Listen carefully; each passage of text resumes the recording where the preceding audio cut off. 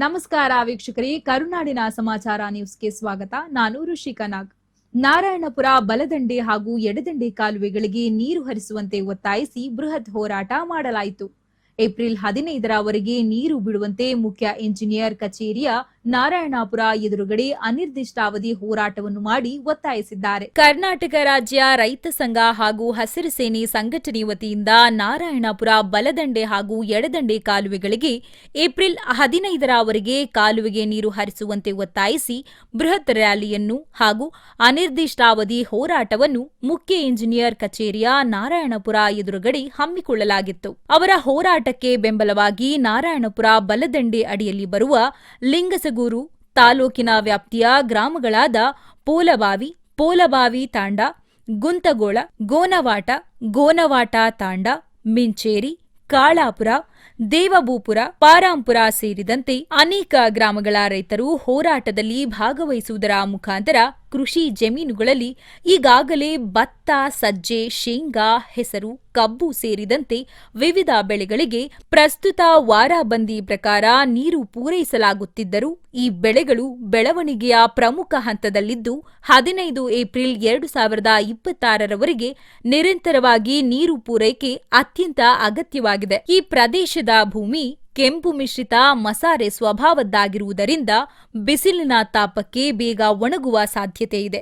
ನೀರು ಪೂರೈಕೆ ವ್ಯತ್ಯಯವಾದಲ್ಲಿ ಕಾಳು ಕಟ್ಟುವ ಹಂತದಲ್ಲಿರುವ ಬೆಳೆಗಳಿಗೆ ಹಾನಿಯಾಗುವ ಸಂಭವವಿದ್ದು ಇಳುವರಿ ಗಣನೀಯವಾಗಿ ಕಡಿಮೆಯಾಗುವ ಸಾಧ್ಯತೆ ಇದೆ.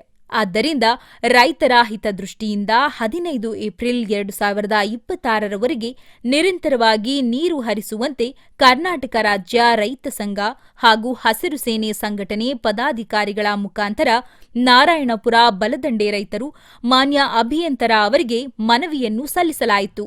ಈ ಸಂದರ್ಭದಲ್ಲಿ ಮಹೇಶ್ ಗೌಡ ಸುಬೇದಾರ ರಾಜ್ಯ ಕಾರ್ಯಾಧ್ಯಕ್ಷರು, ನಾಗಯ್ಯ ಸ್ವಾಮಿ ದೇಸಾಯಿಮಠ ರಾಜ್ಯ ಸಂಚಾಲಕರು, ವಿಜಯ್ ಭಾರತ್ ಜಿಲ್ಲಾಧ್ಯಕ್ಷರು ಯಾದಗಿರಿ, ಮಾಂತಗೌಡ ಪಾಟೀಲ್ ಮದ್ರಿಕಿ ಜಿಲ್ಲಾ ಯುವ ಘಟಕ ಅಧ್ಯಕ್ಷರು ಯಾದಗಿರಿ, ರಮೇಶ್ ಗಾಂಜಿ ಶಹಾಪುರ್ ಯುವ ಘಟಕದ ಅಧ್ಯಕ್ಷರು, ಕರ್ನಾಟಕ ರಾಜ್ಯ ರೈತ ಸಂಘ ಹಾಗೂ ಹಸಿರು ಸೇನೆ ಸಂಘಟನೆಯ ಪದಾಧಿಕಾರಿಗಳು ಹಾಗೂ ನಾರಾಯಣಪುರ ಬಲದಂಡೆ ಭಾಗದ ಪೂಲಬಾವಿ ಗ್ರಾಮದಿಂದ ಆಗಮಿಸಿದ್ದ ಕಟ್ಟಯ್ಯ ಬಿ ಹಿರೇಮಠ, ಮಹಾದೇವಪ್ಪ ಕಾಟಿಗಲ್ಲ, ಅಮರನಂದ ಮಲಯಾನೋಲ, ಶ್ರೀನಿವಾಸ ರೆಡ್ಡಿ, ಮಂಜಪ್ಪ ರೆಡ್ಡಿ, ಶಿವಯ್ಯ ಹಿರೇಮಠ ಹಾಗೂ ಅಮರಯ್ಯ ಹಿರೇಮಠ, ಬಸಪ್ಪ ಗುಜ್ಜಲ ಪೂಜಾರಿ ಹಾಗೂ ಇನ್ನಿತರ ರೈತರು ಭಾಗವಹಿಸಿದ್ದರು. ಅವರು ಕೂಡ ಈ ಒಂದು ಸರ್ಕಾರ ಮಟ್ಟದಲ್ಲಿ ಚರ್ಚೆಯನ್ನು ಮಾಡಿ ಸರ್ಕಾರದ ಮುಖ್ಯಮಂತ್ರಿಗಳು ಕೂಡ ಚರ್ಚೆ ಮಾಡಿ ಈ ಒಂದು ವಿಚಾರವನ್ನ ತಿಳಿಸ್ತಿದೀವಿ ಅಂತೇಳಿ ಅವರು ಕೂಡ ತಿಳಿಸಿದಾರೆ.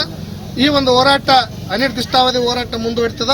ಯಾವುದೇ ಕಾರಣಕ್ಕೂ ನೀರು ಕೊಡಿ, ಅವಾಗ ನಾವು ಈ ರೈತರು ಟೆಂಟ್ ಕಿತ್ತೀವಿ ಅಂತಕ್ಕಂಥ ಮಾತು ಹೇಳಿ ಈ ಒಂದು ಹೋರಾಟಕ್ಕೆ ನಾವು ಎಲ್ಲರೂ ಕೂಡ ನಿರಂತರವಾಗಿ ಹಗಲು ರಾತ್ರಿ ಎಲ್ಲಾ ಮುಖಂಡರುಗಳು ಇಲ್ಲೇ ಇರ್ತೀವಿ ಅಂತ ಹೇಳಿ ಈ ಸಂದೇಶ ಮೂಲಕ ನಾನು ತಿಳಿಸ್ಲಿಕ್ಕೆ ಇಷ್ಟ. ಇದಾಗಿತ್ತು ಈ ಕ್ಷಣದ ಕರುನಾಡಿನ ಸಮಾಚಾರ ನ್ಯೂಸ್. ನಮಸ್ಕಾರ.